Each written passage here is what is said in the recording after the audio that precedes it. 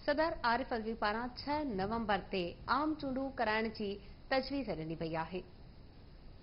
सदर मुमलकत chief election commissioner के खत लिखी मुल्क में 6 नवंबर ते आम चूंडू कराइण जी तजवीज़ ॾिनी आहे। सदर खत में लिखियो आहे त वज़ीर आज़म जे मशवरे ते हुन 9 अगस्त ते क़ौमी असेंबली तहलील कई। आइन तहत सदर जो वो अख्तियार आहे त क़ौमी असेंबली जे तहलील थियण जे 89 ॾींहनि याने सूमर 6 नवंबर ताईं चूंडू थियण घुर्जनि। सदर चीफ इलेक्शन कमिश्नर के खत में लिखियो आहे त हुन पंहिंजे आइनी ज़िम्मेवारी पूरी करण लाइ चीफ इलेक्शन कमिश्नर के खत लिखी खेसि मुलाक़ात जी दावत ॾिनी हुई त जीअं आइन ऐं आइनी हुकुम खे लागू करण जो तरीक़ेकार तय करे सघिजे।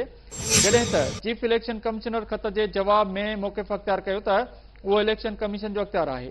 सदर खत में लिखियो आहे त वफ़ाक़ खे मज़बूत बणाइण लाइ क़ौमी असेंबली ऐं सूबाई असेंबलियुनि जूं चूंडूं हिक ई ॾींहुं कराइण ते इतफ़ाक़ आहे। सदर खत में लिखियो आहे त इलेक्शन कमीशन आज़ाद ऐं शफ़ाफ़ चूंडुनि लाइ आइनी ऐं क़ानूनी क़दमनि जी पाबंदी करे ऐं मुल्क में क़ौमी असेंबली ऐं सूबाई असेंबलियुनि जूं चूंडूं हिक ई ॾींहं ते कराइण लाइ आला अदलिया खां रहनुमाई हासिल करे। सदर खत में लिखियो आहे त अगस्त में आदमशुमारी खां पोइ तकबंदियुनि जो अमल बि जारी आहे। आइन जे आर्टिकल 51(5) ऐं इलेक्शन एक्ट जे सेक्शन 17 तहत उहो लाज़मी शर्त आहे। कानून ऐं इंसाफ़ वारी वफ़ाक़ी वज़ारत बि इलेक्शन कमीशन जहिड़ी राय रखे थी।